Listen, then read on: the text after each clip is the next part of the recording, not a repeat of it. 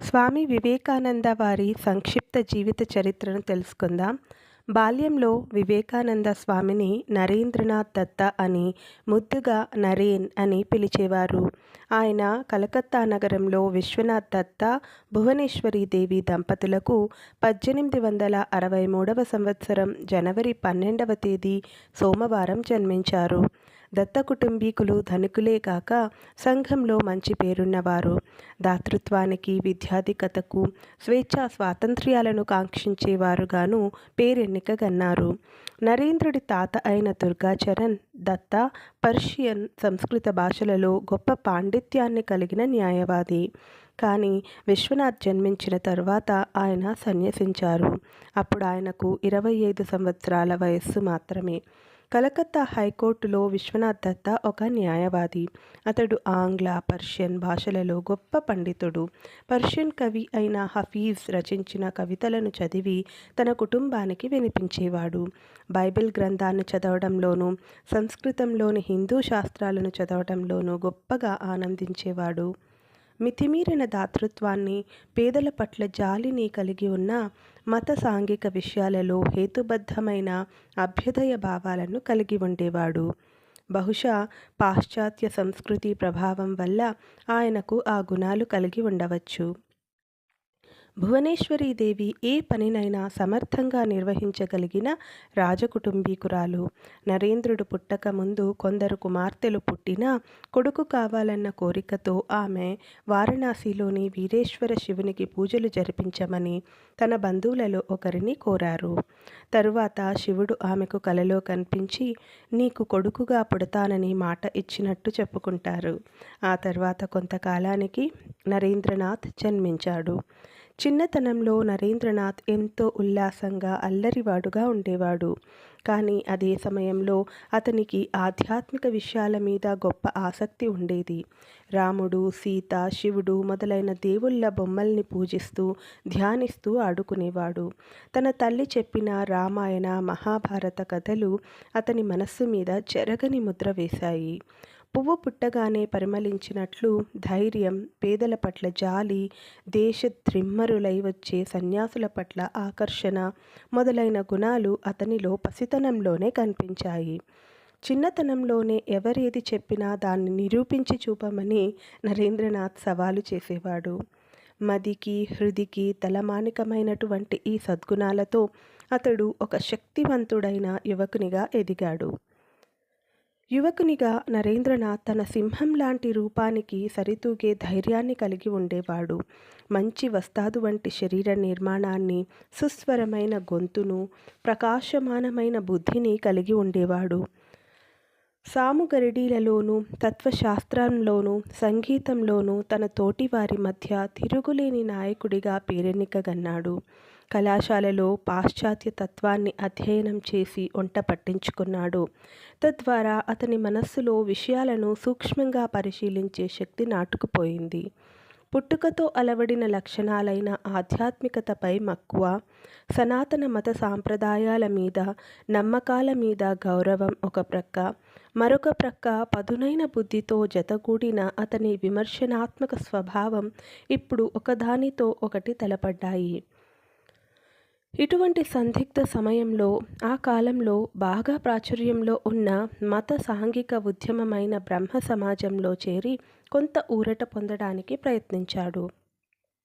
బ్రహ్మ సమాజం నిరాకార దైవాన్ని నమ్మి విగ్రహారాధనను తూలనాడి అనేక విధాలైన సాంఘిక సంస్కరణలను చేయడాన్ని లక్ష్యంగా పెట్టుకుంది. నరేంద్రనాథ్ అనేక మంది పేరెన్నికగన్న మతనాయకులను కలుసుకున్నాడు. కానీ వారెవ్వరూ దేవుడు ఉన్నాడా లేడా అన్న అతని ప్రశ్నకు సరైన సమాధానం ఇవ్వలేకపోయారు. ఇది అతని ఆధ్యాత్మిక అశాంతిని మరింతగా పెంచింది. ఇటువంటి చిక్కు పరిస్థితిలో కలకత్తాకు కొద్ది దూరంలో దక్షిణేశ్వరంలో ఒక సాధువు ఉన్నాడని తన ఆచార్యుడైన విలియం హేస్టీ చెప్పిన మాటలు గుర్తుకు వచ్చాయి. వర్డ్స్వర్త్ తన విహారము అన్న కవితలో వర్ణించిన పారవశ్య స్థితిని ఆ సాధువు అనుభూతి చెందాడని హేస్టీ వివరించాడు. అతడి జ్ఞాతి అయిన రామచంద్ర దత్త కూడా ఆ సాధువును దర్శించమని నరేంద్రుణ్ణి ప్రోత్సహించాడు. ఆ విధంగా 1881లో ఆధునిక భారతదేశపు దివ్య ద్రష్ట అయిన శ్రీరామకృష్ణునికి అతని సందేశ ప్రచారకుడైన నరేంద్రునికి పరిచయం కలిగింది. అయ్యా, మీరు దేవుణ్ణి చూశారా అని నరేంద్రనాథ్ ప్రశ్నించాడు. అవును, నేను భగవంతుణ్ణి చూశాను. నిన్నిప్పుడు చూస్తున్న దానికన్నా స్పష్టంగా చూశాను అని శ్రీరామకృష్ణులు సమాధానమిచ్చారు. ఎట్టకేలకు తన సొంత అనుభూతి ద్వారా దేవుణ్ణి దర్శించిన ఒక మనిషి నరేంద్రుడికి లభించాడు. అతని అనుమానం తొలగిపోయింది. శిష్యునిగా శిక్షణ ప్రారంభమైంది.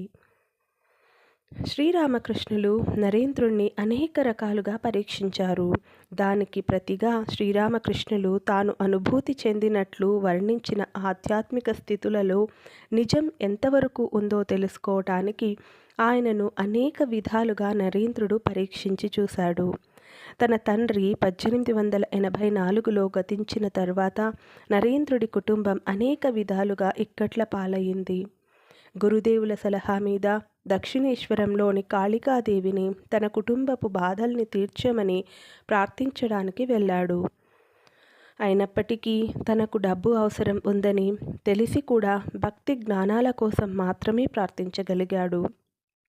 క్రమక్రమంగా నరేంద్రుడు గురుదేవులకు శరణాగతుడయ్యాడు. తన అంతులేని ఓరిమితో శ్రీరామకృష్ణులు తన యువ శిష్యుని యొక్క సంప్రదాయ వ్యతిరేక ధోరణిని అణగార్చి సంశయ స్థితిలో నుంచి దృఢ నిశ్చయానికి, ఆవేదన నుండి ఆధ్యాత్మిక ఆనందానికి అతనిని తీసుకొని పోయారు. కానీ శ్రీరామకృష్ణులందించిన మార్గదర్శకత్వం కన్నా ఆయన ప్రేమయే ఆ యువ శిష్యుని మనస్సును మరింతగా చూరగొన్నది. ఆ ప్రేమను అంతే నిండుదనంతో ఆ శిష్యుడు తిరిగి గురువులకు అందించాడు. శ్రీరామకృష్ణులు జబ్బు పడినప్పుడు చికిత్స కోసం ఆయనను కలకత్తా పొలిమేర్లలోని కాశీపూర్కు తరలించారు. అక్కడ తన గురువు ఆధ్వర్యంలో నరేంద్రుడి చివరి విడత శిక్షణా కార్యక్రమం మొదలైంది. ఆ సమయంలో నరేంద్రుడు తీవ్రమైన తపస్సాధనలను చేశాడు. శ్రీరామకృష్ణులు తన యువ శిష్యులందరినీ నరేంద్రుడి నాయకత్వంలోకి తేవడానికి కృషి చేశారు. నరేంద్రుడు తనకు సర్వోత్కృష్ట పారమార్థిక స్థితి అయిన నిర్వికల్ప సమాధిని ఇవ్వమని శ్రీరామకృష్ణులను కోరినప్పుడు ఆయన సిగ్గులేదా, నువ్వొక పెద్ద మర్రి చెట్టులాగా పెరిగి ఈ ప్రపంచపు బాధలలో మాడిపోతున్న వేల మందికి నీడనిస్తావని నేను అనుకుంటున్నాను, కానీ ఇప్పుడు చూస్తే నువ్వు నీ మోక్షాన్నే కోరుకుంటున్నావు అని మందలించారు. అయినప్పటికీ నరేంద్రుడికి ఆ అనన్య సామాన్యమైన అనుభూతి సిద్ధించింది. కానీ నువ్వు జన్మించిన కార్యం సిద్ధించే వరకు ఈ అనుభూతికి తాళం చెవి నా దగ్గరే ఉంటుందని గురుదేవులు అతనికి చెప్పారు.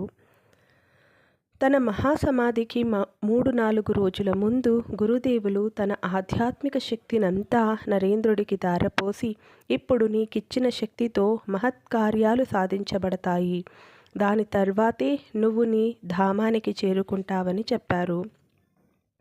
గురుదేవులు 1886వ సంవత్సరం ఆగస్టు నెలలో మహాసమాధి చెందిన తర్వాత నరేంద్రుడి నాయకత్వంలో యువ శిష్యులందరూ బారానగర్లో ఒక పాడుబడిన అద్దె కొంపలో చేరారు. ఇక్కడే తీవ్రమైన తపస్సాధనల మధ్య శ్రీరామకృష్ణ సోదర బృందానికి పునాది పడింది. ఇక్కడ ఉంటున్న రోజులలోనే నరేంద్రనాథ్ పలువురు సోదర శిష్యులతో కలిసి అంతపూర్కు వెళ్ళారు. అక్కడ క్రిస్మస్ ఈవ్ పర్వదినాన వాళ్ళందరూ ఒక పెద్ద మంట వేసి దాని చుట్టూ కూర్చుని సన్యాస దీక్ష తీసుకున్నారు. బారానగర్లో గడిపిన దినాలు అధ్యయనంలోనూ ఆధ్యాత్మిక సాధనలతోనూ మహదానందంగా గడిచాయి. కానీ దేశద్రిమ్మరులుగా పరివ్రాజక జీవితం గడపాలన్న కోరిక వారిలో పలువురిని ఆకర్షించసాగింది. నరేంద్రుడు కూడా 1888 చివరి భాగం నుంచి అనేకసార్లు మఠం విడిచి యాత్రలకు పోసాగాడు. తాత్కాలికమైన యాత్రలు ప్రారంభించిన 1888 చివరి భాగం నుంచి 1890లో తన సోదర బృందాన్ని పూర్తిగా విడిచిపెట్టి ఊరు పేరు లేని బైరాగిగా పర్యటించటం ప్రారంభించినంత వరకు జరిగిన కాలంలో నరేంద్రనాథుడి దృక్పథంలో గొప్ప మార్పు వచ్చింది. భారతదేశపు జనసామాన్యంలో కలిసిపోవడానికి, ఎవరూ తనను గుర్తుపట్టకుండా ఉండటానికి రకరకాల పేర్లు పెట్టుకుంటూ ఆయన పర్యటించసాగారు. ఈ సమయంలో ఒక భారతీయ సన్యాసిలాగా ఏకాంత జీవనం గడపాలనే సహజమైన కోరిక చెదిరిపోయి, తానొక గొప్ప బాధ్యతను నెరవేర్చడానికి పుట్టానన్న భవిష్యత్ జ్ఞానం ఆయనలో కలుగసాగింది. తన ఒక్కడి సొంత ముక్తి కోసం వెంపర్లాడే మామూలు సాధువును కాదని ఆయనకు తేటతెల్లమైంది. భారతదేశాన్ని మరింత బాగా తెలుసుకోవాలన్న కోరిక రగులుతుండగా, అణగద్రొక్కబడిన భరతమాత మౌన రోదనలు, విన్నపాలు తన చుట్టూ పెల్లుబుకుతుండగా, హిందువులకు పరమ పవిత్రమైన వారణాసిని ముందుగా చేరుకున్నారు. అక్కడి నుండి లక్నో, ఆగ్రా, బృందావనం, హత్రాస్, రిషికేశ్లకు పర్యటించి తిరిగి కొంతకాలం పాటు బారానగర్కు వచ్చారు. హత్రాస్లో తనకు ప్రథమ శిష్యుడై స్వామి సదానందగా పేరొందిన శరత్చంద్ర గుప్తాను కలుసుకున్నారు. ఈ దేశాన్ని, ప్రపంచాన్ని ఆధ్యాత్మికంగా పునరుజ్జీవింపచేయాలనే బృహత్ పథకాన్ని తనకు తన గురుదేవులు అప్పగించారని అతడికి తెలిపారు. హత్రాస్లోని రైల్వే స్టేషనులో ఉద్యోగస్తుడైన శరత్ తన ఉద్యోగానికి రాజీనామా చేసి తన గురువు యొక్క మహత్ కార్యంలో సహాయపడడానికి ఆయనను అనుసరించాడు. స్వామీజీ జీవితంలో ఒక ముఖ్యమైన సంఘటన 1890వ సంవత్సరంలో ఆయన ఘాజీపూర్లోని పవహారి బాబాను కలిసినప్పుడు జరిగింది. ఆయన యొక్క సాధుత్వానికి స్వామీజీ తన జీవిత పర్యంతం గొప్ప ఆదరాన్ని చూపించారు. ఈ సమయంలో ఆయన అద్వైతపు అనంత నిశ్శబ్దంలో మునిగిపోవాలన్న కోరికకు, మరొక ప్రక్క తన గురుదేవుల మహత్కార్యానికి పరిపూర్ణత కలిగించాలన్న సంకల్పానికి మధ్య మదనపడసాగాడు. సర్వోత్కృష్టమైన సమాధిలో ఆ భగవంతుడిలో లీనమైపోవాలని తన హృదయంలో తొలుస్తున్న తపనను పవహారి బాబా ఉపశమింపచేయగలుగుతారని ఆయన భావించారు. ఈ ప్రబలమైన కోరిక తన గురుదేవులు తనకప్పగించిన బాధ్యత నుండి ఆయన్ను దూరంగా లాగివేయసాగింది. 21 రోజుల పాటు ఆ ఆకర్షణకు లొంగిపోయే స్థితికి చేరినా, ప్రతిసారి గురుదేవులు తన దర్శనం ద్వారా ఆయనను తిరిగి తన పనివైపు మరలించారు. గురుదేవులు గతించిన తర్వాత యువ సన్యాసులకు ఆధ్యాత్మిక మార్గదర్శిగా ఉన్న శ్రీ శారదాదేవి వద్ద స్వామీజీ సెలవు తీసుకున్నారు. అన్ని రకాల బంధాలను త్రెంచివేసి హిమాలయ పర్వతాల గంభీర ఏకాంతంలోకి పోవాలని తన సోదర సన్యాసుల వద్ద కూడా సెలవు తీసుకున్నారు. ఇప్పుడు కొంతకాలం ఏకాంతంగా ఉండడం అత్యవసరంగా ఆయనకు తోచింది. రోమారోలా ఇలా వర్ణించాడు: ఇది ఒక మహాప్రస్థానం. ఒక గజ ఈతగానిలాగా ఆయన భారతదేశ మహాసాగరంలోనికి దుంకారు. ఆ మహాసాగరం ఆయన కాలిబాటల్ని కప్పివేసింది.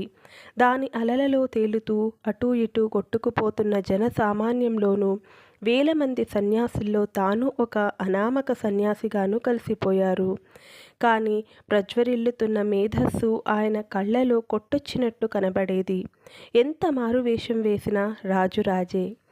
ఆయన పరివ్రాజక జీవితం ఆయనను చారిత్రకంగానూ తీర్థయాత్రా స్థలాలుగాను పేరొందిన రకరకాల చోట్లకు తీసుకుపోయింది. ఆయన ఉత్తరప్రదేశ్, రాజస్థాన్, గుజరాత్, మహారాష్ట్ర, మైసూర్, కేరళ, మద్రాస్, హైదరాబాదులకు పర్యటించారు. ప్రతి చోట రాజకీయ, సాంస్కృతిక, ఆధ్యాత్మిక రంగాలలో ప్రాచీన భారతదేశ ఔన్నత్యం ఆయనకు స్పష్టంగా గోచరించింది. ఈ మహాసంస్కృతికి మధ్య భారతదేశ జనసామాన్యం యొక్క కష్టాలు, కడగండ్లు ఆయన మనస్సును ప్రత్యేకంగా ఆకట్టుకున్నాయి. ఆయన ఒక రాజసంస్థానం నుండి మరొక రాజసంస్థానానికి తిరిగి వారి కష్టాలను కడతీర్చే మార్గాలను అన్వేషించారు. ఆ విధంగా ఆయన పలు రాజసంస్థానాల పరిపాలకుల్ని, ప్రముఖ వ్యక్తుల్ని కలుసుకున్నారు. వారిలో ఖేత్రీ మహారాజైన అజిత్ సింగ్ ఆయనకు ప్రాణ స్నేహితుడు, శిష్యుడు అయ్యాడు. అల్వారులో స్వామీజీ పతంజలి మహాభాష్యాన్ని అధ్యయనం చేశారు. పూనాలో గొప్ప జాతీయ నాయకుడైన బాలగంగాధర్ తిలక్ వద్ద అతిథిగా ఉన్నారు. మొదట తిలక్ స్వామీజీతో ఒకంత చులకనగా మాట్లాడినా స్వామీజీ జ్ఞాన గంభీరతను, ఆలోచన పరిపుష్టిని మెచ్చుకొని తన ఆతిథ్యాన్ని స్వీకరించవలసిందిగా ఆహ్వానించారు. అక్కడి నుంచి బయలుదేరి కొంతకాలం బెల్గాంలో ఉన్న తర్వాత స్వామీజీ బెంగుళూరు, మైసూర్లను దర్శించారు. పాశ్చాత్య దేశాలలో మన సనాతన ధర్మాన్ని బోధించి భారతదేశానికి కావలసిన ఆర్థిక సహాయాన్ని కోరడానికి అవసరమైన ధన సహాయాన్ని తాను అందిస్తానని మైసూరు మహారాజు స్వామీజీకి వాగ్దానం చేశారు. మైసూర్ నుంచి స్వామీజీ త్రివేంద్రం, కన్యాకుమారి దర్శించారు. స్వామీజీ ఎక్కడికి వెళ్ళినా అక్కడి ప్రముఖ ప్రదేశాలు, వ్యక్తులు ఆయనను ఎక్కువగా ప్రభావితం చేయలేదు. సామాన్య ప్రజానీకపు దుర్భర దారిద్ర్యం, బాధలు ఆయన హృదయాన్ని కలిచివేశాయి. ఇంచుమించు 3 ఏళ్ల పాటు తరచుగా కాలినడకన ప్రయాణించి స్వామీజీ భారతదేశాన్ని తనకు తానుగా చూసి తెలుసుకున్నారు. ఇప్పుడు ఆయన ఒక విధంగా తన ప్రయాణపు ముగింపుకు చేరుకున్నారు. గొప్ప ఉద్వేగంతో ఆయన కన్యాకుమారిలోని కుమారీదేవి విగ్రహం ముందు సాగిలపడ్డారు. ఆ తర్వాత సముద్రాన్ని ఈది దక్షిణ తీరంలో కొద్ది దూరంలో నీటి మధ్య ఉన్న ఒక కొండరాయిని చేరుకొని అక్కడ ఆ రాత్రంతా తీవ్రమైన ధ్యానంలో మునిగిపోయారు. తన ప్రయాణాలలో పొందిన అనుభూతులన్నీ ఒక సుదీర్ఘ చిత్రంగా ఆయన మనోనేత్రం ముందు కదలాడాయి. భరతమాత యొక్క భూత భవిష్యత్ వర్తమానాల గురించి, ఆమె అధఃపతనానికి గల కారణాలను గురించి, ఆమెను తిరిగి ఉద్ధరించేందుకు తగిన పద్ధతుల గురించి ఆయన ధ్యానం చేశారు. భారతదేశ పేద ప్రజానీకానికి కావలసిన సహాయాన్ని కోరడానికి, తద్వారా తన జీవితపు మహత్కార్యానికి ఒక రూపునివ్వడానికి పాశ్చాత్య దేశాలకు ప్రయాణించాలన్న అతి ముఖ్యమైన నిర్ణయాన్ని ఆయన ఇక్కడే తీసుకున్నారు. ఈ నిర్ణయంతో ఆయన రామేశ్వరం, మదురైలకు ప్రయాణమయ్యారు. అక్కడి నుంచి ఆయన మద్రాసు వెళ్లారు. అక్కడ అలసింగ్ పెరుమాళ్ నాయకత్వంలో ఒక యువ బృందం ఆయన రాక కోసం ఆతృతగా ఎదురుచూస్తున్నది. వారికి ఆయన అమెరికా వెళ్ళి అక్కడ చికాగోలో జరుగుతున్న సర్వమత మహాసభలో పాల్గొనాలన్న కోరికను బయటపెట్టారు. ఆ యువ శిష్యులు ఆయన ప్రయాణ ఖర్చులకు అవసరమైన సొమ్మును పోగు చేశారు. కానీ ఆ జగన్నాథ తన ప్రయాణానికి ఇచ్చగించిందో లేదో తెలియదన్న నెపంతో స్వామీజీ ఆ ధనాన్ని పేదలకు పంచిపెట్టమని చెప్పారు. ఈ తరుణంలో స్వామీజీ తన మనసులో మాట సరైనదేనన్న దానికి సంకేతంగా ఒక కలలో శ్రీరామకృష్ణులు సముద్రం మీదకు నడుస్తూ తనను కూడా రమ్మని సాంజ్ఞ చేసినట్లు ఆయనకు కనిపించింది. దీనికి తోడు శ్రీ శారదాదేవి కూడా తన దీవెనలను, అంగీకారాన్ని తెలిపారు. శ్రీ శారదాదేవి కూడా ఒక కలలో శ్రీరామకృష్ణుల అంగీకారాన్ని పొందారు. దీనితో స్వామీజీ సందేహాలన్నీ తీరిపోయాయి. ఆయన ప్రయాణానికి అవసరమైన నిధులను సేకరించడానికి స్వామీజీ యువమిత్రులు మరలా ఉద్యమించారు. ఆ తర్వాత ఆయన కొద్ది రోజులు హైదరాబాదుకు వెళ్లారు. అమెరికా ప్రయాణానికి కావలసిన ఏర్పాట్లు ఆ విధంగా జరుగుతుండగా అకస్మాత్తుగా ఖేత్రి మహారాజుకు కొడుకు పుట్టిన సందర్భంగా జరుగుతున్న వేడుకలకు రావలసిందిగా ఆయనకు ఆహ్వానం వచ్చింది. స్వామీజీ తన శిష్యుడి నుంచి అందిన ఈ ఆహ్వానాన్ని కాదనలేకపోయారు. మహారాజు గారు స్వామీజీని సాదరంగా ఆహ్వానించి ఆయన ప్రయాణానికి కావలసిన అన్ని ఏర్పాట్లను చేయిస్తానని మాట ఇచ్చారు. ఇక్కడే మహారాజు గారి సలహా మేరకు వివేకానంద అన్న పేరును పెట్టుకున్నారు. తాను మాట ఇచ్చినట్టుగానే మహారాజు గారు తన వ్యక్తిగత కార్యదర్శిని స్వామీజీతో పాటు పంపి బొంబాయి నుండి ఆయన ప్రయాణానికి అవసరమైన అన్ని ఏర్పాట్లను చేయించారు. అమెరికాకు స్వామీజీ 1893 మే 31వ తేదీన బయలుదేరారు. స్వామి వివేకానందులు చైనా, జపాన్, కెనడాల మీదుగా ప్రయాణించి చికాగో నగరానికి జూలై మధ్య భాగంలో చేరుకున్నారు. కాంటన్లో ఆయన కొన్ని బౌద్ధ విహారాలను దర్శించారు. జపాన్ ప్రజల పారిశ్రామిక ప్రగతిని, పరిశుభ్రతను ఎంతగానో మెచ్చుకున్నారు.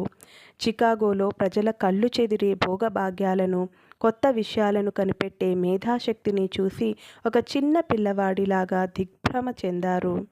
విశ్వమత మహాసభ సెప్టెంబర్ వరకు ప్రారంభం కాదని, తగిన పరిచయ పత్రాలు లేనిదే ఎవ్వరిని అందులో పాల్గొనడానికి అనుమతించరని తెలుసుకొని నిరాశ చెందారు. దారి తప్పిపోయినట్లు తోచిన దేవుడి మీద భారం వేసి చికాగో కన్నా చౌకగా ఉండే బోస్టన్ నగరానికి వెళ్లారు. తాను ప్రయాణించే రైలులో ఆయనకు మిస్ క్యాథరీన్ సాన్ బర్న్తో పరిచయమైంది. ఆమె తన అతిథిగా ఉండమని స్వామీజీని ఆహ్వానించింది. ఆమె ద్వారా స్వామీజీకి హార్వర్డ్ విశ్వవిద్యాలయ ఆచార్యుడైన జాన్ హెన్రీ రైట్ మహాశయునితో పరిచయం కలిగింది.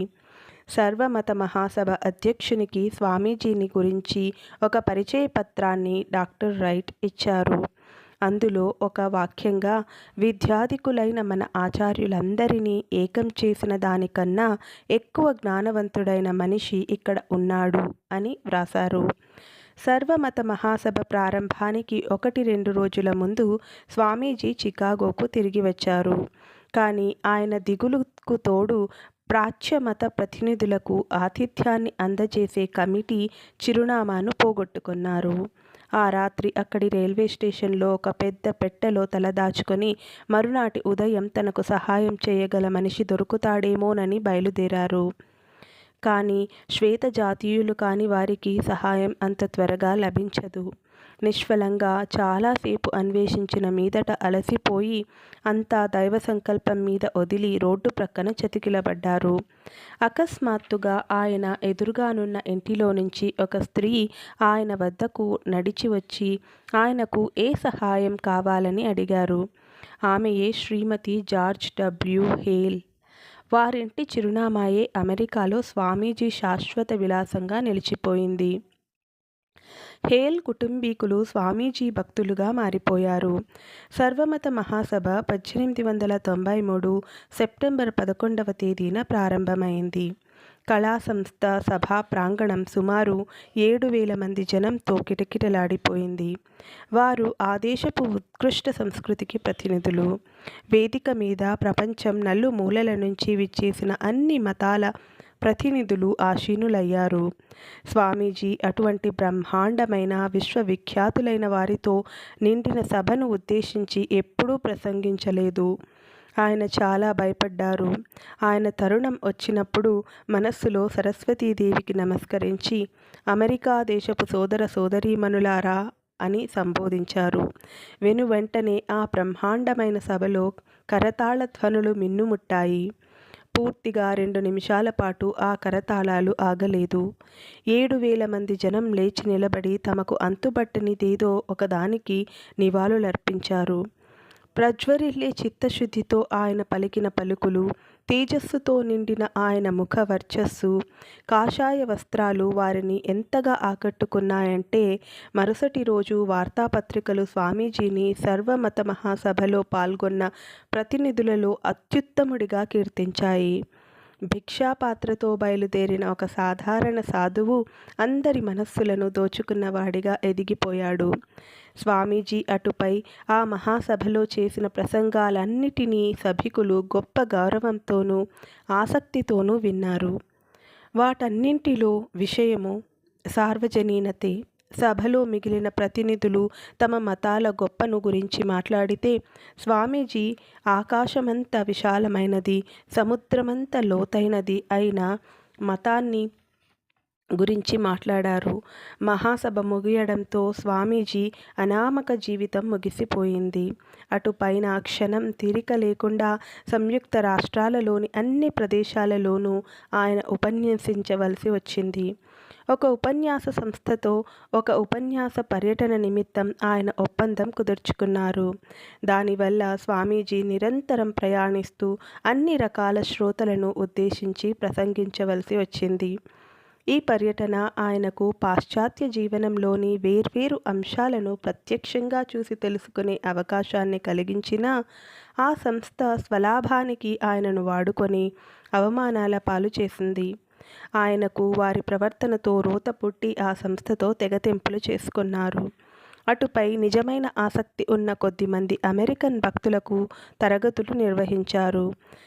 వారి నుంచి ఎటువంటి రుసుము వసూలు చేయలేదు. ఆయన 1896 డిసెంబర్ వరకు పాశ్చాత్య దేశాలలో ఉన్నారు.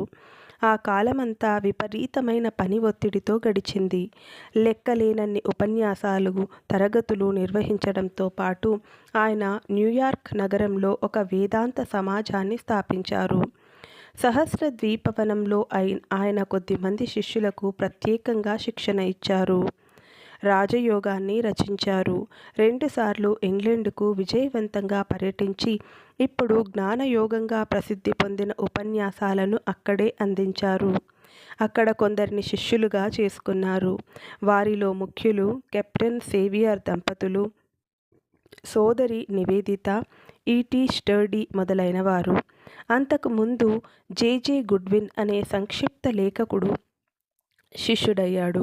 ఈ పర్యటనలలోనే ఆయన మ్యాక్స్ ముల్లర్ మహాశయుణ్ణి కలుసుకున్నారు. ఆయన యూరప్ ఖండాన్ని పర్యటిస్తున్నప్పుడు ప్రఖ్యాత జర్మన్ ప్రాచ్యతత్వవేత్త అయిన పాల్ డుస్సెన్ను కలుసుకున్నారు. అన్ని మతాలకు మూలమైన సార్వజనీన సూత్రంగా వేదాంతాన్ని పాశ్చాత్య దేశాలలో బోధించడానికి ఆయన అమితమైన కృషి చేశారు.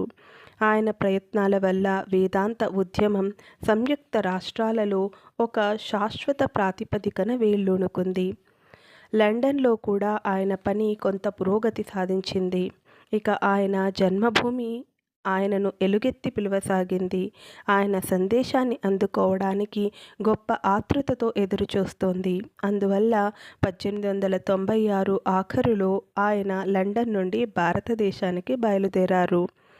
తన పనిని కొనసాగించడానికి అమెరికా, ఇంగ్లండులలోని శిష్యులే కాకుండా తన సోదర సన్యాసులైన శారదానంద, అభేదానంద స్వాములను కూడా వినియోగించారు. వివేకానంద స్వామి సేవియర్ దంపతులతో కలిసి 1896 డిసెంబర్ 16వ తేదీన లండన్ నగరాన్ని వదిలి బయలుదేరారు. ఇటలీలోని రోమ్ తదితర ప్రదేశాలను సందర్శించిన తర్వాత డిసెంబర్ 30న నేపిల్స్లో భారతదేశానికి వెళ్ళే ఓడను ఎక్కారు. నేపిల్స్లో జేజే గుడ్విన్ వారితో కలిశారు. వారు 1897 జనవరి 15న కొలంబో చేరుకొన్నారు. స్వామీజీ తిరిగి వస్తున్నారన్న వార్త అప్పుడే భారతదేశమంతా పాకిపోయింది. దేశమంతటా అన్ని చోట్ల జనం స్వామీజీని ఆహ్వానించాలన్న ఆతృతతో ఎదురుచూడసాగారు. ఆయన ఇప్పుడు ఒక అనామక సన్యాసి ఎంత మాత్రమూ కాదు. ప్రతి చిన్న పెద్ద పట్టణంలోనూ ఆయన విజయానికి తగిన ఎదుర్కోలు పలకడానికి ఆహ్వాన సంఘాలు ఏర్పాటయ్యాయి. రోమారోలా ఇలా వర్ణించారు: అత్యుత్సాహంతో ఎదురుతెన్నులు చూస్తున్న జనబాహుళ్యానికి తన భారతదేశానికి సందేశంతో రాముడు, కృష్ణుడు, శివుడు పుట్టిన గడ్డను పునరుజ్జీవింపచేసే శంఖారావంతో ఆ జనుల ధీరశక్తిని, అమర ఆత్మశక్తిని ఎలుగెత్తి పిలుస్తూ యుద్ధరంగానికి కథను త్రొక్కమన్నారు. ఆయన ఒక సేనాధిపతి. తన ఉద్యమ ప్రణాళికను వివరించి తన దేశ ప్రజలను ఒక్కొమ్మడిగా లేచి రమ్మని పిలుస్తూ, ఓ నా భారతదేశమా, నీ ప్రాణశక్తి ఎక్కడుందో తెలుసా? మరణమెరుగని నీ ఆత్మలోనే అని ఉద్బోధించారు. ఇంకోసారి చెప్తాను. ఓ నా భారతదేశమా, నీ ప్రాణశక్తి ఎక్కడుందో తెలుసా? మరణమెరుగని నీ ఆత్మలోనే అని ఉద్బోధించారు. మద్రాసులో ఆయన 5 ఉపన్యాసాలను ఇచ్చారు. బలహీనతలను, పిచ్చి నమ్మకాలను పారద్రోలి ఒక కొత్త భారతాన్ని నిర్మించమని బోధించే తూర్యనాదాలు అవి. ఈ దేశ జాతీయ జీవన సంగీతానికంతటికీ మతమే జీవస్వరమని ఆయన బోధించారు. ఆ మతం ఈ విశ్వమంతా ఆ ఆత్మస్వరూపమే అని బోధిస్తున్నదని, ఆ మతాన్ని బలోపేతం చేస్తే మిగిలినవన్నీ వాటికవే చెక్కబడతాయని బోధించారు.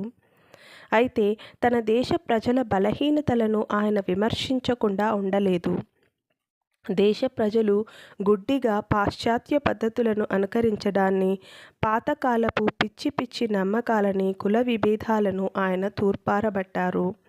మద్రాసు నుంచి కలకత్తాకు ప్రయాణమై ఫిబ్రవరి 20కి అక్కడికి చేరుకున్నారు. సొంత ఊరు ఆయనకు బ్రహ్మాండంగా స్వాగతం పలికింది. ఇక్కడే స్వామీజీ తన గురుదేవులకు ఘనంగా నివాళులర్పించారు.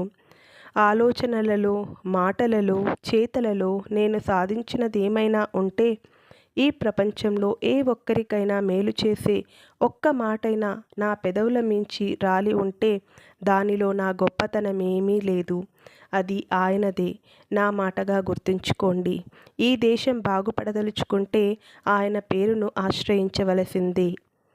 తన మహత్కార్యాన్ని ఒక గట్టి పునాదిపైన స్థిరపరచడానికి స్వామీజీ సన్యాస గృహస్థ శిష్యులందరినీ శ్రీ బలరాం బోసు గారి ఇంటిలో ఏర్పాటు చేయబడ్డ సమావేశానికి రమ్మని కబురు పెట్టారు.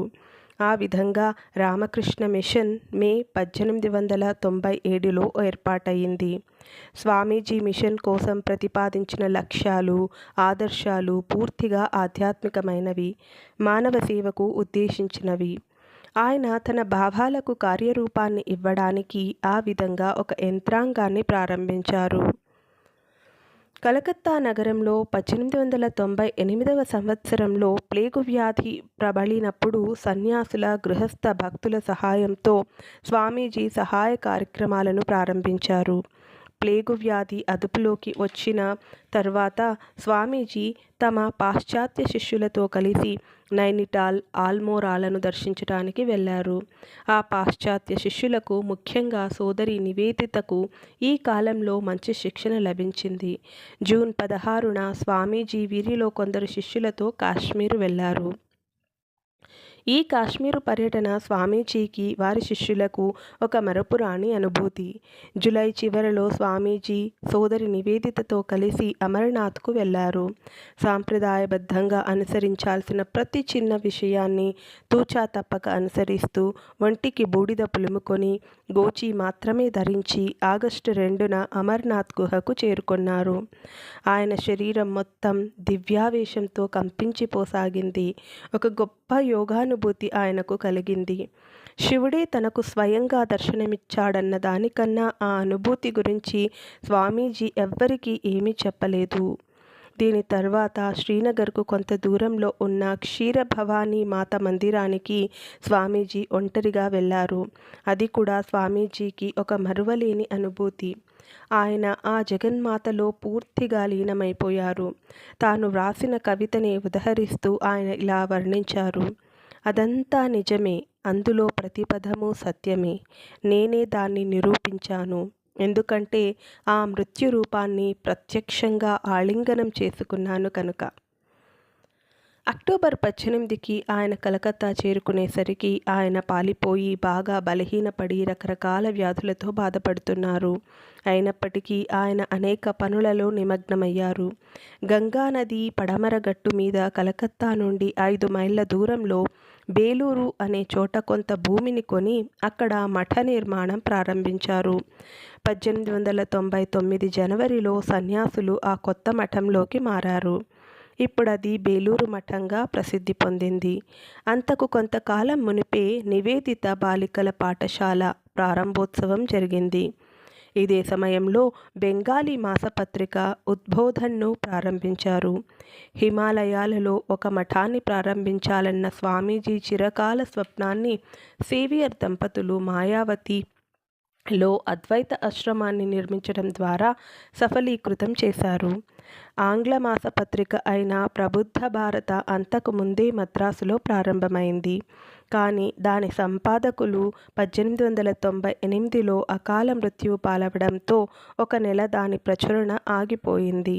ఆ మాసపత్రికను స్వామీజీ శిష్యులైన స్వరూపానంద స్వామి సంపాదకత్వంలో ఆల్మోరాలో మళ్ళీ ప్రారంభించారు. 1899లో దాన్ని మాయావతిలోని అద్వైత ఆశ్రమానికి మార్చారు. ఈ కాలంలో అక్కడి సన్యాసులను, బ్రహ్మచారులను నిరంతరం ఉత్తేజపరుస్తూ తీవ్రమైన ఆధ్యాత్మికతతోనూ సేవతోనూ నిండిన జీవనం వైపు వారిని పురికొల్పారు.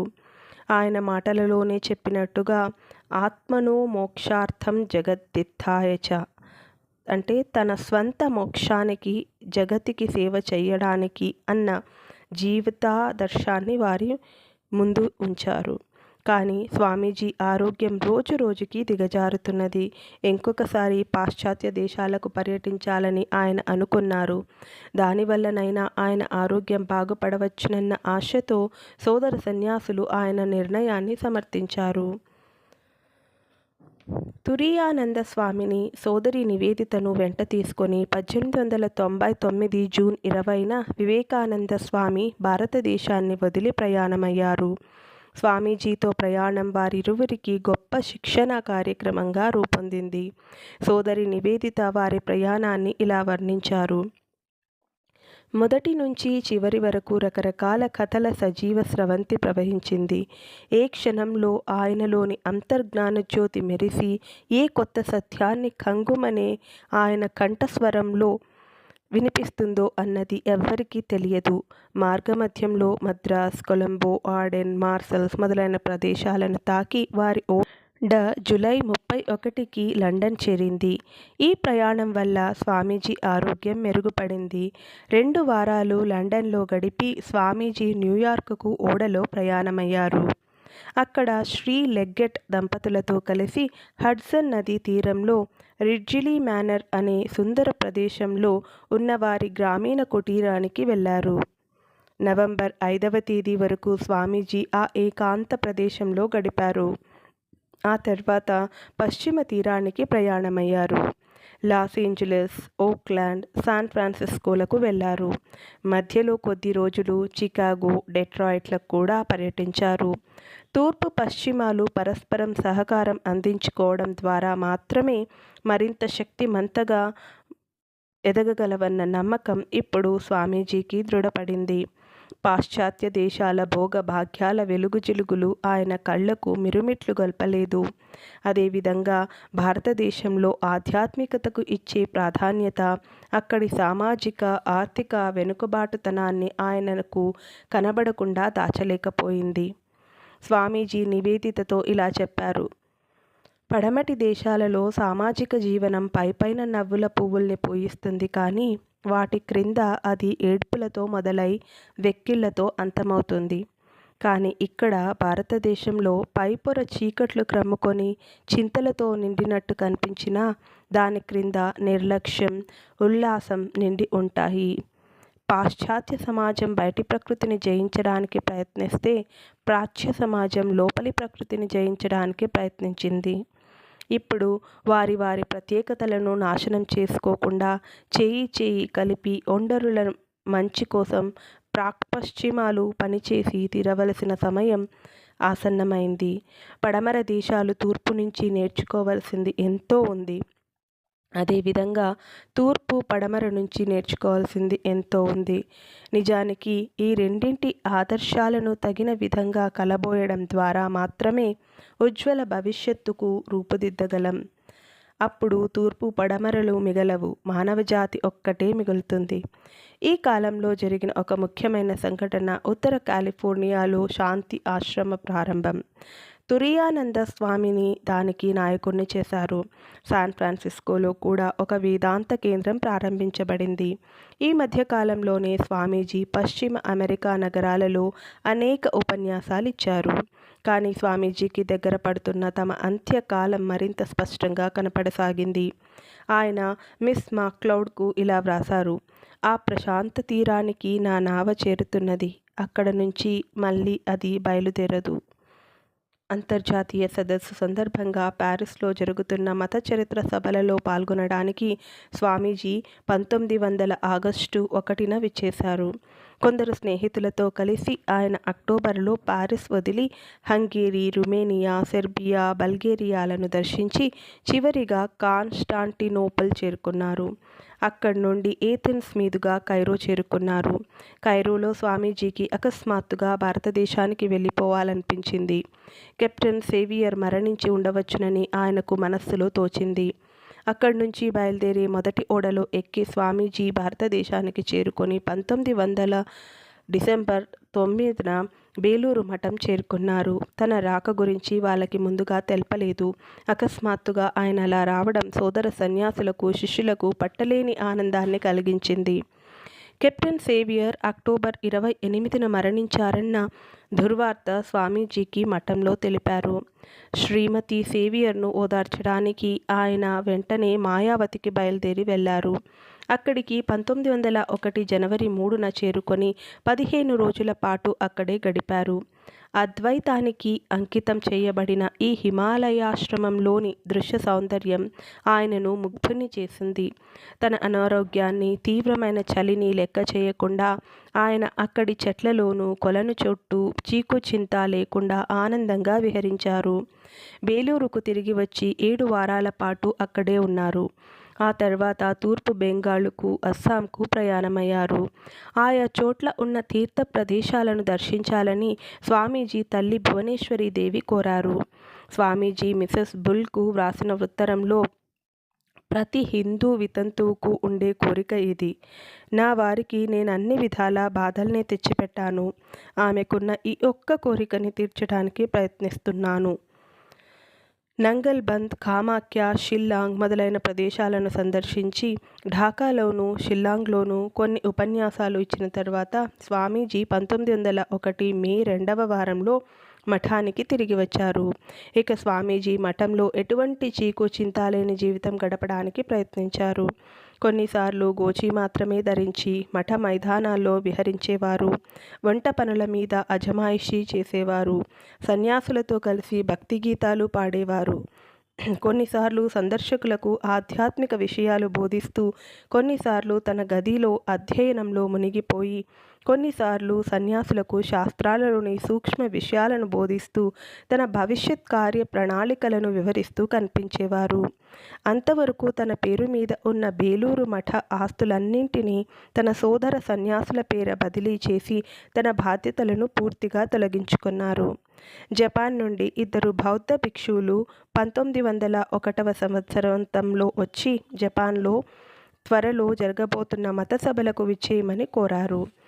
వారి ఆహ్వానాన్ని మన్నించలేకపోయినా వారితో పాటు బోధగయకు, వారణాసికి వెళ్లారు. వారణాసిలో కొద్దిమంది యువకులు తన సందేశపు స్ఫూర్తితో పేదలకు వైద్య సహాయం అందించడం చూసి అమితంగా సంతోషించారు. వారు ప్రారంభించిన పని వారణాసిలో ఏర్పడిన రామకృష్ణ మిషన్ సేవా సంస్థకు విత్తనం నాటింది. తన అంత్యకాలం సమీపించిందని స్వామీజీకి తెలుసు. తమ ఆఖరి రోజులలో స్వామీజీ చేసిన పనులన్నీ కావాలని చేసినవే. వాటికి ఎంతో ప్రాముఖ్యత ఉంది. పెద్ద చెట్టు నీడలో చిన్న చిన్న మొక్కలు పెరగవని ఆయన చెప్పేవారు. 1902 జూలై 4వ తేదీన ఆయన ఉదయం 8 నుంచి 11 వరకు ధ్యానం చేశారు. ఆ రోజు మధ్యాహ్నం ప్రేమానంద స్వామితో కలిసి వాహ్యాలిగా నడిచి ఒక వేద పాఠశాలను ప్రారంభించాలన్న తన ఆలోచనను ఆయనకు వివరించారు. సాయంత్రం తన గదిలో 1 గంట సేపు ధ్యానం చేశారు. కొంతసేపు విశ్రాంతిగా పడుకొన్నారు. ఆ తర్వాత కొంతసేపటికి 2 సార్లు నిండుగా శ్వాస తీసుకొని మహాసమాధిలోకి ప్రవేశించారు. ఆయన తన భౌతిక శరీరాన్ని త్యజించి ఉండవచ్చుగాక, కానీ ఆయన 1896లో శ్రీ ఎరిక్ హామండ్తో లండన్లో చెప్పిన మాటలు స్వామీజీ అమరుడన్న ఊరటను మనకందరికీ కలిగిస్తాయి. నా శరీరాన్ని ఒక చింకిపాతలాగా విసిరేసి బయటికి పోవడమే మంచిదని నాకు అనిపిస్తూ ఉండవచ్చుగాక, కానీ నేను పని చేయడం మానను. తానే దైవాన్నని ఈ ప్రపంచం తెలుసుకునేంతవరకు ప్రతి ఒక్కరికి నేను ప్రేరణ కలిగిస్తూనే ఉంటాను. అందరికీ ధన్యవాదాలు. నా ఛానల్ని సబ్స్క్రైబ్ చేసుకొని నన్ను సపోర్ట్ చేయండి ప్లీజ్. Thank you.